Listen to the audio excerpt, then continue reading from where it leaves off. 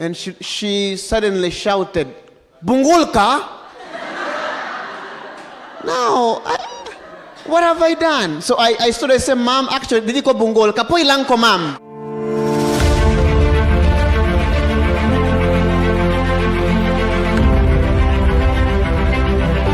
I usually share that one time I was walking from Baguntaas up to Mountain View College. Sometimes I would walk to exercise. And when I arrived in a busy place there somewhere, I think in Lorogan, there was a woman who was cleaning her house. And when she saw me pass by the road, she was happy. And she stopped cleaning her house, and she waved her hand and said, "Hey, Joe." Wow, I was so surprised. She didn't bother to ask me what's your name or what. "Hey, Joe." So usually if you call me Joe, I don't reply. So I kept walking. So she changed her facial expression. "Hey, Joe." I still did not reply. And I realized she was upset. And she suddenly shouted, "Bunggol ka?" Now, what have I done? So I stood and said, "Ma'am, actually, didi ko bunggol. Kapoy lang ko, ma'am. Ikaw siguro ang bunggol." But you know, instead of getting angry, she laughed. She went in and called her friends. This is so funny. "Kasapot man di siya, kasapot man di siya." So many of them came out and they looked at me. And every time I pass by Lorogan, friends wave at me. So I got so many friends at Lorogan, and I remembered, you speak Bisaya, you have friends. You speak English, no friends. That's why I'm trying my best here to speak Bisaya. Kumusta, kumusta. So, okay lang. And then they come. Because I really want to make friends. So in my house, I practice Bisaya. My wife and I, we speak Bisaya in my house. When we are happy. When we get angry, we switch. Because I cannot express my anger in Bisaya. I need to go to English to show my words. Then when we are happy, we come back. Kumusta? Okay la. We come back to Bisaya. So in my house, Bisaya equals to happiness. English equals to anger. That's only for my house. But it is such a joy for me to be here in the Philippines now for about 14 years serving here. I praise God for the work that He's doing through the church in the Philippines. I praise God for the mission that is moving so fast in the Philippines and the enthusiasm, the leaders, the people in this country of the Philippines. I think it is such a joy to have this kind of summit. And tonight I just want to invite you to meditate with me on some words from our blessed Lord Jesus Christ. So please open your Bibles with me. The Bible says in John chapter 14, "Let not your heart be troubled. You believe in God, believe also in me. In my Father's house are many mansions. If it were not so, I would have told you. I go to prepare a place for you. And if I go and prepare a place for you, I will come again and receive you to myself, that where I am, there you may be also. And where I go, you know, and the way you know." Thomas said to him, "Lord, we do not know where you are going, and how can we know the way?" Jesus said to him, "I am the way, the truth, and the life. No one comes to the Father except through me. If you had known me, you would have known my Father also. And from now on you know him and have seen him." Philip said to him, "Lord, show us the Father, and it is sufficient for us. Jesus said to him, I have been with you so long, and yet you have not known me, Philip. He who has seen me has seen the Father. So how can you say, show us the Father? Do you not believe that I am in the Father and the Father is in me? The words that I speak to you, I do not speak on my own authority, but the Father who dwells in me does the works. Believe me that I am the Father and the Father is in me, or else believe me for the sake of the works themselves. I put a title here, Knowing Jesus. Knowing Jesus. Please pray with me. Lord, how would we be without your words, full of power and inspiration? That grass withers and flowers fade, but your word endures through all generations. It is powerful, it is living, and we are so privileged tonight to study the living word of God. So, Father, speak to us, and may you take full control of these minutes that we will spend in your word, that we will be blessed because of your word. I pray in Jesus' name. Let's say amen. Amen and amen. Knowing Jesus. Now, this was supposed to be a very interesting time, because Jesus has spent now about or more than 3 years training leaders who will continue his work here on earth. This was a band, a group of few, just a small church. Remember that this is the genesis, the beginning of a church. Christ is establishing a church. He is training people who are going to lead the church. And in his mind is how the good news is going to travel to the ends of the earth. Now Christ has come to the end of the training. And this was the last night. This was supposed to be a night of celebration. It was supposed to be a night of graduation. A night of embracing Jesus.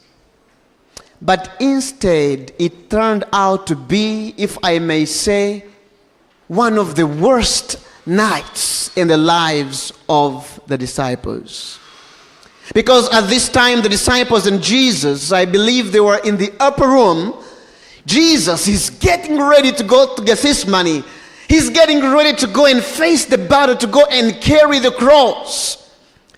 So at this time, I believe they have even finished breaking the bread and having that last supper, and they are ready. But suddenly the devil does something. He gets hold of the mind of the leaders to be of the church.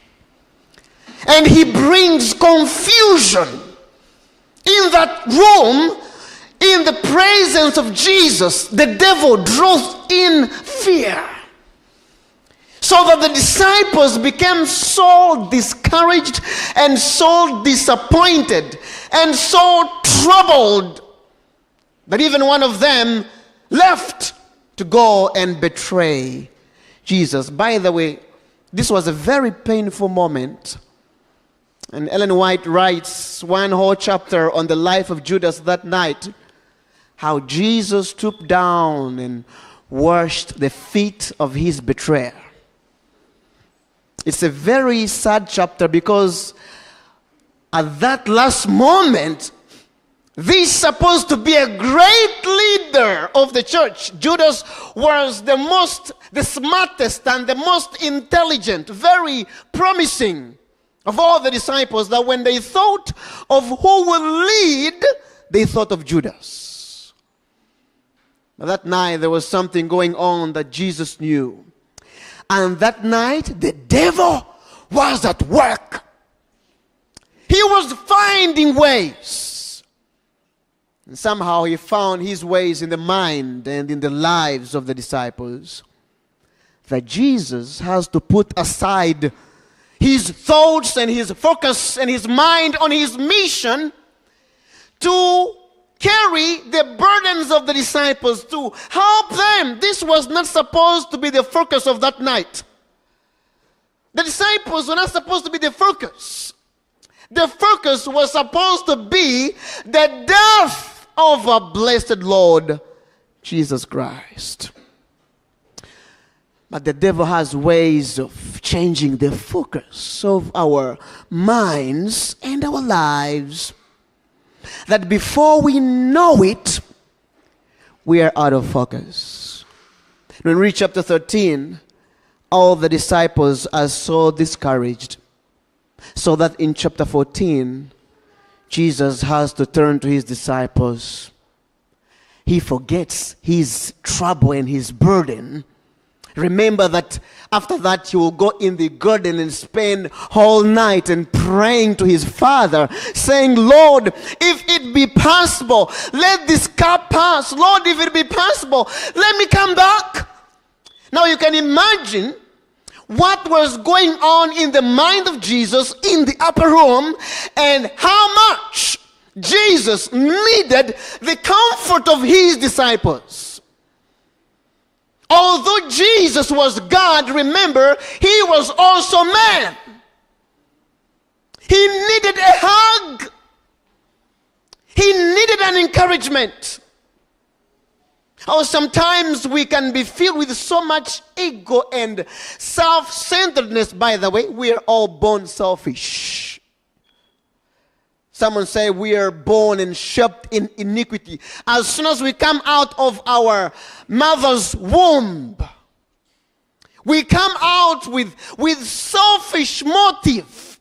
The most selfish people in my house are my children.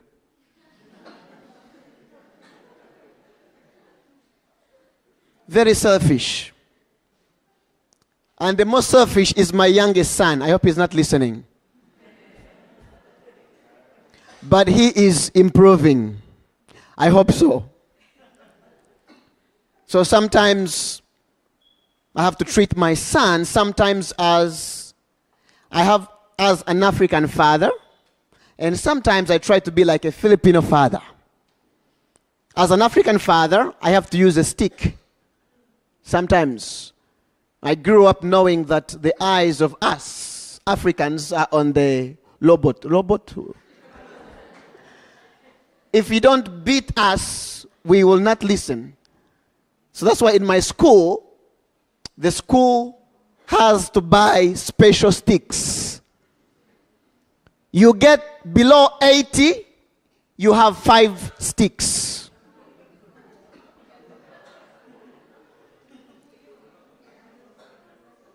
Sometimes you'll come in a school and the whole class is crying. Why? Almost everybody got below 80 except 3. So the teacher calls for other teachers, please. Tabangi be. Nga naman, kapoy yang kwan, ang iyang hand, kapoy. Tabangi, so they come, everyone get a stick, long sticks. Lie down, papa, 1 round, papa, 1 round. Nga naman, you got below 80.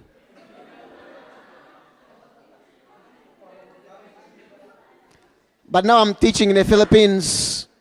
I can never do that. And I try myself to be, not to show my African colors to my students. I try my best never to show any of that. Why? Because it is different here. Anak. Ano man, anak. Ano man, naguba ang TV. The son beat the TV down. Uy, anak, ayaw na anak. What would my papa do? Huh? TV? Bang! Bang! You have to guard yourself as well.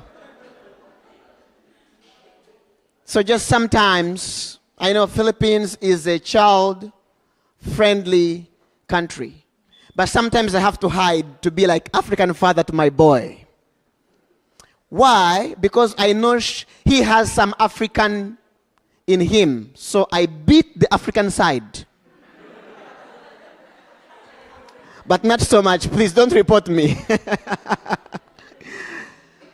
Why? Because I am not just punishing him, but I know that when we are born with some kind of selfishness and self-centeredness, and as we grow, we either go out of that and become better, or we stay in that and die like that without ever changing.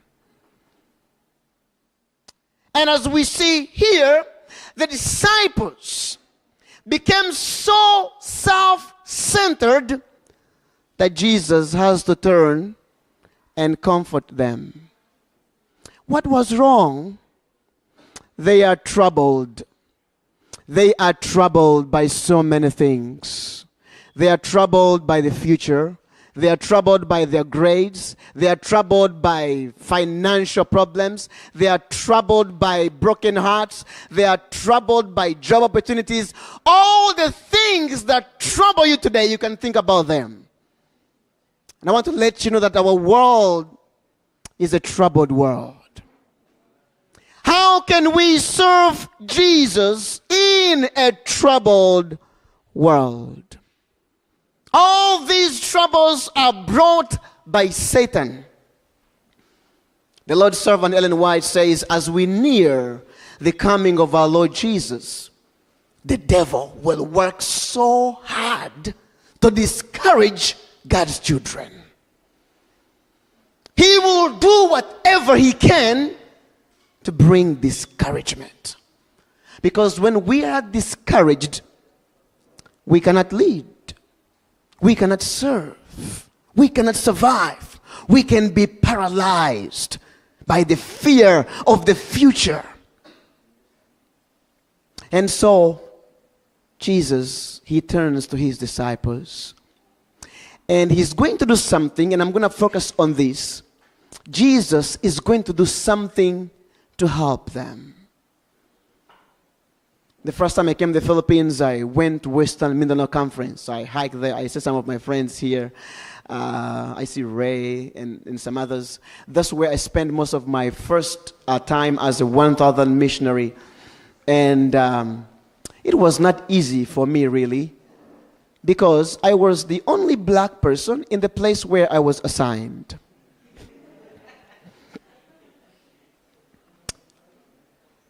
And every day, my neighbors, every morning I wake up, my neighbors, they're already up. All of them are waiting for me to get out of my house so they can look at me. I was like a tourist attraction. But can you imagine?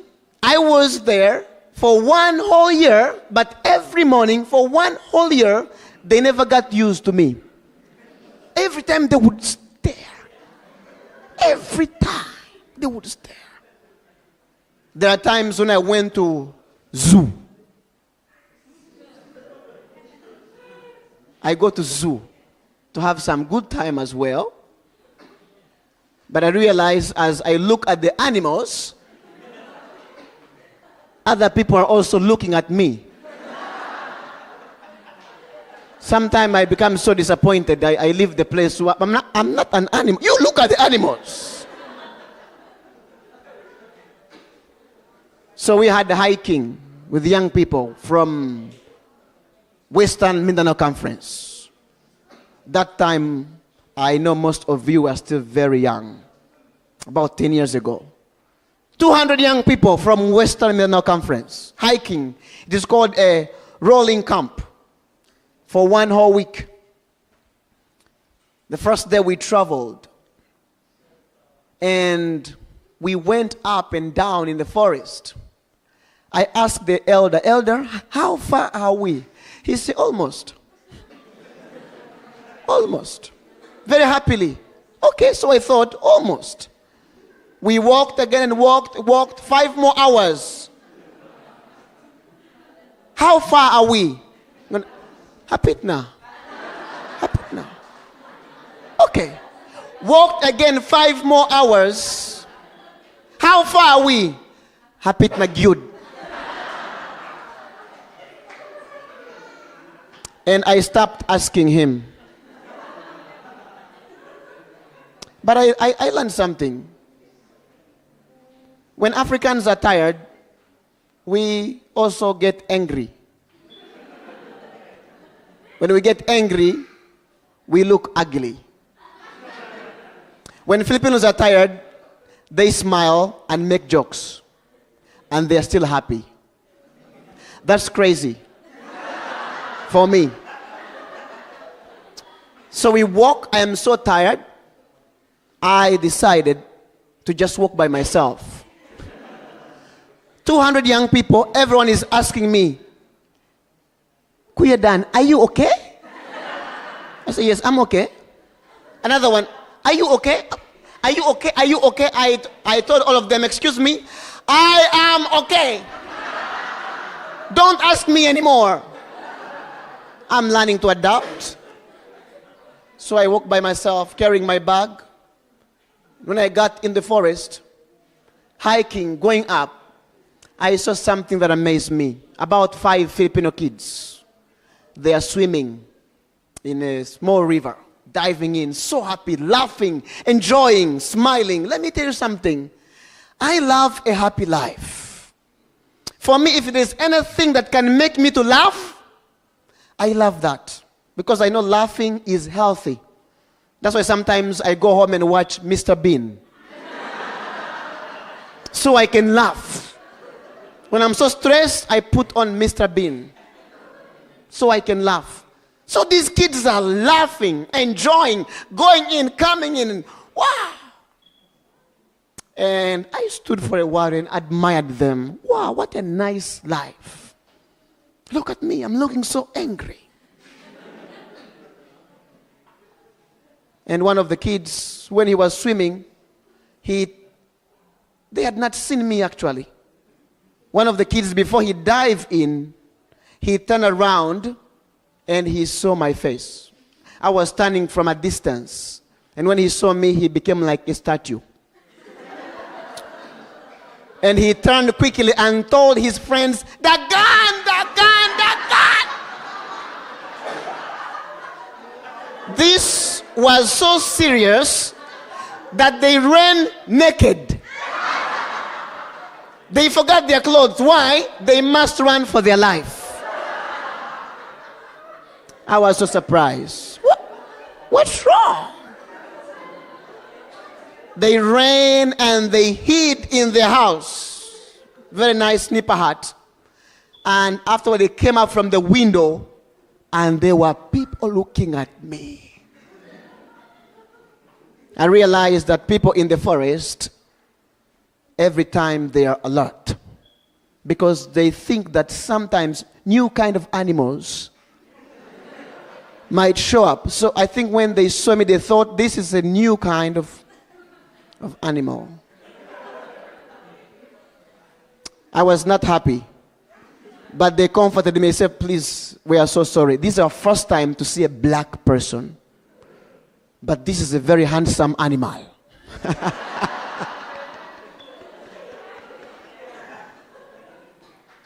I realized that people in the forests, they know that anytime trouble can show up. They don't just walk anyhow. No, they walk with their burrow. They know snakes can come. They are always prepared and ready for anything because a forest is a troubled place. And let me tell you, that is how our world is. On this last night, Jesus gives a lesson to his disciples to let them know the nature of life they are going to live as disciples of Jesus. They were expecting a comfortable and nice and happy life. Jesus, he stops for a while and he wants them to know that your life as leaders of Jesus won't be so easy. You're going to sacrifice. You're going to have pain. You're going to be discouraged. You're going to have a very hard time. And in their case, he says, you're going to have troubles, you're going to be persecuted, put into prison, and some of you will even die. What a night. Do you know that at this point, by this point, the disciples of Jesus Christ had been reducing? Have you read that there was a time when Jesus, when he showed his true mission, so many of those who are following him, they stopped following him. Now there are just 11 of them. Judas has already left. And Jesus says, I need to let them know the reality of the world. If you're expecting to enjoy your life as a leader, if you're expecting to enjoy your life, you are wrong, because in this world, John 16:33, one of my favorite, Jesus says, in this world, you will have tribulations and pain and suffering. But why were they so troubled? You know what Jesus does in chapter 14? This is the theme of the whole book of John. The whole book of John is Christ's revelation as the Son of God. He reveals God. He also reveals that he himself is God. So John, the gospel according to John, is a special revelation of Jesus. Not just as the Son of Man, but as the Son of God. In fact, the repetitive word here is believe in John. At the heart of John, the Bible says, for God so loved the world that he gave his Son, Jesus, only begotten Son, that whosoever believes in him should not perish but have everlasting life. This is key in the book of John. To know Jesus and to believe in him is power. Power that brings, not magic, power that brings eternal life. If you know Jesus and you believe in him. So Jesus, in this chapter, listen, to his troubled disciples, their number one problem was that for about 3 years of working with Jesus, they still did not know Jesus. Very sad. These are about to graduate. And Jesus spends time, which I think this was not really what should have been done. He spends time to let them know who he is at this point. They have not yet known who Jesus is. Do you know that your perception of who Jesus is in your life will determine how you handle difficult circumstances in your life? The extent to which you know Jesus will determine how you react to unexpected circumstances in your life. I was one time coming back from Indonesia back to the Philippines. And when I was coming back, I was stopped at the airport in Indonesia. They said, sir, you cannot go to the Philippines. I said, why?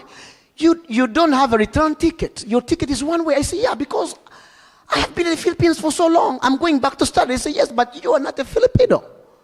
You need a return ticket. Now I know I'm finished. I don't have money to buy any ticket. I bring this, but I am a student. No. How about this paper? No. How about it? No. You need a return ticket. Then somehow some words came to my mouth and I said, but my wife is a Filipina. What? Now I realize it is my wife who is going to save me. And they say, your wife is a Filipina? I say, are you sure? I said, yes. All of a sudden, I remembered my wife. I even don't know where she was at this time. She was where I was walking by myself with my bags. Can we see your wife? Give me a minute. I ran to the back and I said, honey, I love you so much. Lord have mercy. And she knew it. She knew something must be going on. This guy is so sweet this time.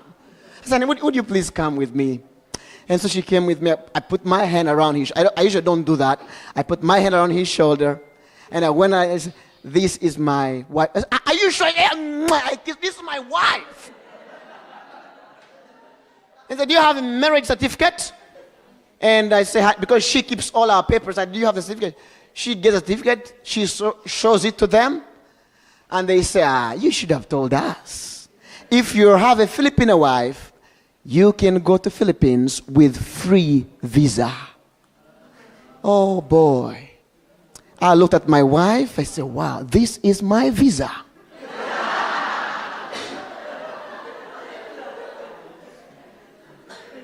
And from that time on, if I'm going to the airport, I am the sweetest husband ever. In fact, in my phone, I forgot my phone. I had to put a picture of my wife, screensaver. So anytime, you have visa? No, I show my screensaver. Wow. They allowed me to get in. So tired, got off my bags, I'm sweating. And as I moved from the airport, I saw a little baby being pushed by the parents. Little baby. He's in the stroller. You know what the baby is doing? He's enjoying. He does not care about visa, papers, nothing. No wife, husband, or what. He does not care about anything like that. He's just enjoying life. I look at that baby. Wow. How I wish I'm like this baby. That somebody would just push me and I don't have to worry about anything. Do you know why the baby is so confident? He knows Papa and Mama cares so much for me. What would give the disciples confidence was knowing that Jesus cares so much for us. This is knowledge, what you know. I ask my students, we began our devotion with an activity, continuum. I asked them, in a count of 10 to 100, how much do you love Jesus? And my students, I told them, okay, now take position. This is 10, 100. Where do you stand on the continuum? And many of them stood at 100%. They love Jesus 100%. Next question. How much do you know Jesus? And those who were at 100%, they moved to 40%. How can you say you love somebody that you don't know? How can you say that you love somebody whom you don't spend time with? How can you say that you love somebody whom you don't talk to? How can you say that you love somebody whom you just rush and you never walk and talk and discuss and have so much time with him? You are deceiving yourself. That's why in the Gospels, Matthew, Mark, and Luke, and John, this is not just the life of Jesus, this is also the life of the followers of Jesus. Why? Because the Gospel writers, they want us to know there are special qualities in the followers of Jesus. One of those is that they love Jesus. In fact, Matthew says, not everyone who says, Lord, Lord, Lord, shall enter the kingdom of heaven, but only those who do the will of the Father in heaven. Do you know that Job was preserved by his knowledge of his Savior? When Job has lost everything, his wife, his children, his properties, and everything. Job chapter 19, verse 25. Job, he says, I know that my Redeemer lives. He was preserved by his knowledge of his Redeemer. He didn't just love his Redeemer. He knew his Redeemer. He knows that his Redeemer cares for him. His Redeemer loves him. His Redeemer has answers. His Redeemer will resurrect him even when he dies. So he does not know why this is happening, but he knows his Redeemer. So he says, I know that my Redeemer lives, and I know that I will see him at last. And he says, when all my flesh is gone, I will see him with my flesh. He believed in the resurrection. He's ready to die. The Apostle Paul says, when he's in prison about to die, I know whom I have believed. You see, if the disciples knew Jesus, that night would have been a different night. But I want to bring this to a close. Jesus has a question for all of us. And this is right in verse 9. Verse 8, Philip said to Jesus, Lord, show us the Father, and it is sufficient for us. He is standing before Jesus, and he says, Jesus, show us God. You know what it means? It means that Philip has never believed that Jesus is God. His knowledge of Jesus was just on the surface. And Jesus rebukes, a gentle rebuke for Philip. He says, Philip, I have been with you so long, yet you have not known me, Philip. This was kind of disappointment on the part of Jesus. I have been with you for so long, yet you don't know me, Philip. But on the other hand, Jesus also appreciated Philip for his desire to know God. But he says, Philip, by now you should have known who I am. You can look at a church and you see sometimes how we act. It shows we have not known Jesus. Many fights in our churches are brought up because we have not known Jesus. We leave the church so easily because we have not known Jesus. We have fights and misunderstandings because we have not known Jesus. Become so discouraged and give up because we have not known Jesus. But Jesus said, Philip, haven't you seen the miracles I've done? Haven't you seen the signs I've done? The book of John is a book of signs. Chapter 1 to chapter 12. All these are signs. Jesus does these signs specifically so that people will know that Jesus is more than man. He is God. So that they can believe in him. But those who should have known Jesus better should have been the disciples of Jesus. Don't you know that when Jesus came, the first who rejected him were the church leaders? Don't you know that when Jesus came, those who rejected him were his very own? John 1:12, he came to his own, and his own received him not. And Jesus left the church and he went to the streets. Who received Jesus? The prostitutes and the drunkards and the tax collectors, the highest sinners, according to the Jewish record. One of those was Matthew, called by Jesus. And Mark says when Jesus called Matthew was a very smart, intelligent, and rich man employed by the Roman government. He had no need to follow Jesus maybe. But when Jesus calls Matthew, Mark uses the word he loves most. He says immediately, Mark follows Jesus. Matthew follows Jesus, and Matthew made a party to celebrate the day that Jesus called him to ministry. And he invited his friends. Who were his friends? His fellow tax collectors like Zacchaeus and others, and prostitutes. A party of prostitutes and drunkards.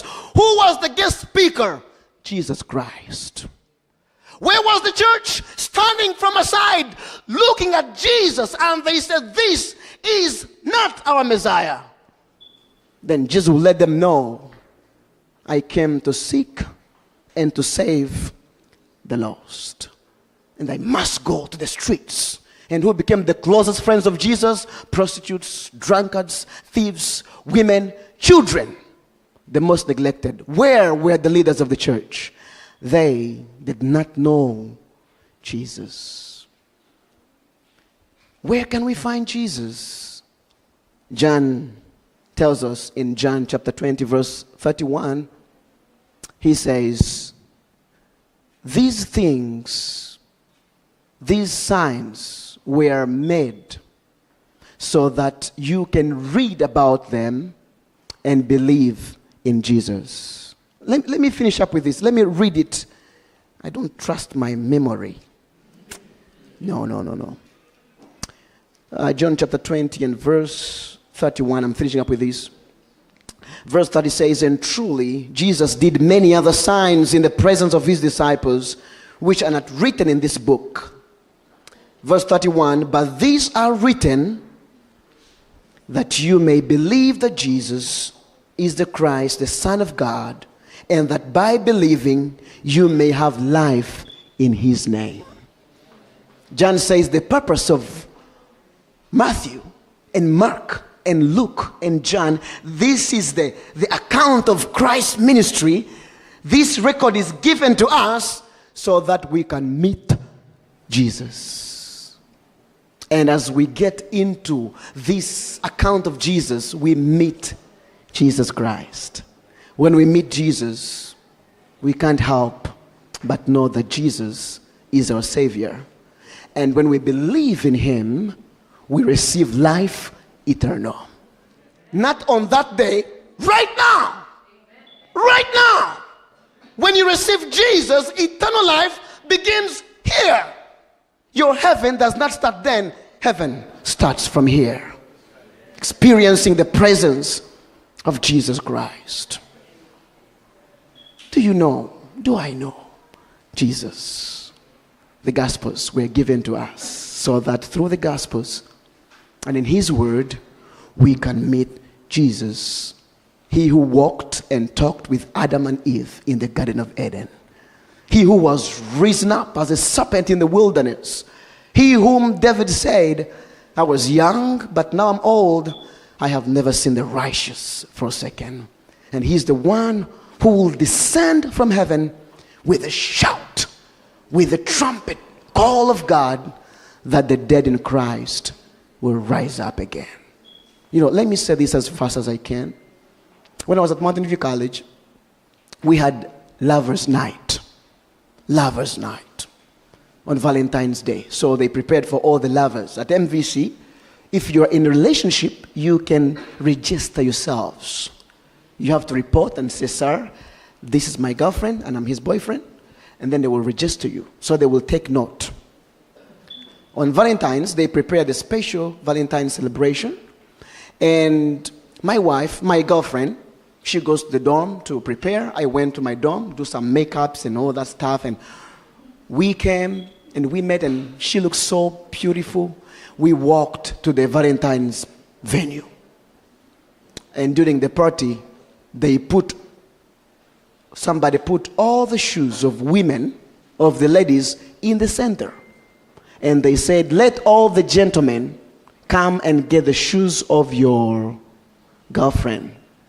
We want to know how well do you know your girlfriend? I began regretting why this game. I just looked at my wife's face. I don't care what shoes, what. I didn't know this is necessary. But man, those boys got the shoes of their girlfriend, took, I love you, you know me, I love you. I'm just standing. I used an African technique. I will wait for the last shoe. The last shoe will be the one of my girlfriend. So I waited, and there was a last shoe. When I got it, as I was taking it, I looked at the face of my girlfriend. You got to know how to read the face of your girlfriend. I looked at her eyes and I knew this is not the right shoe. Patay na gyud ko. I turned back and I realized there was a guy who took a wrong shoe. We come to meet together. I was not the only fool in the house. There was another one, two of us. So we met, good luck, we exchanged When I gave my girlfriend, she grabbed them. It's like we were enemies at this time. She walked. We came to the party. I love you. Going back. Things can change in a moment. Went to her dorm, and I knew it is over. I went to my room and I said, Lord, please forgive me. If you give me another chance, I will change my ways. And good enough, we made up, and she gave me another chance, and I changed my ways. Every time I go to her dorm to pick her up, the first thing I look at, the shoes. And the dress. I need to know her so well. What is she dressed like? What is my shoes? Red. Okay. My dress, I need to know what she likes, what she wants to eat, what makes her angry, what makes her happy. Now I have a subject. It is called knowing my wife. But tonight, I'm talking about knowing Jesus. Because Jesus wants to know you to know him because he knows you already. So that on that day, he will not say, get away from me, I never knew you. No. So he will say, come, my son and my daughter, I know you by your name. Well done, my good and faithful servant. It is time to go home. Father, we thank you so much for your word, helping us to know that nothing matters so much like knowing you, getting to the word, the Bible that has been given to us, the only sure place where we can meet you by faith. Philip asked, Lord, can you show us the Father? Philip had seen you in your flesh. Tonight we thank you that by faith we can see you in your word. Because your word is alive. It is not like any other kind of book. This is a living book. It is a living word. And we thank you that Jesus is alive. That he can talk with us and walk with us and assure us that we shall finish as conquerors despite of the fears and challenges that we will go through as his followers, as his disciples. So tonight, Father, renew our faith and our commitment to know more and more about you. To know how much you love us. To know how much you care for us, most especially those moments when we are down, lost all hope. Help us even at that moment to know Jesus loves me. This I know, for my Bible tells me so. Thank you, Jesus. We long for that day when we will see you face to face. But until then, help us to work faithfully wherever you have put us, so that on that day you can say, well done, my children, good and faithful servants. It is time to go home. These are prayer and desire and commitment. In Jesus' name, let God's children say, Amen.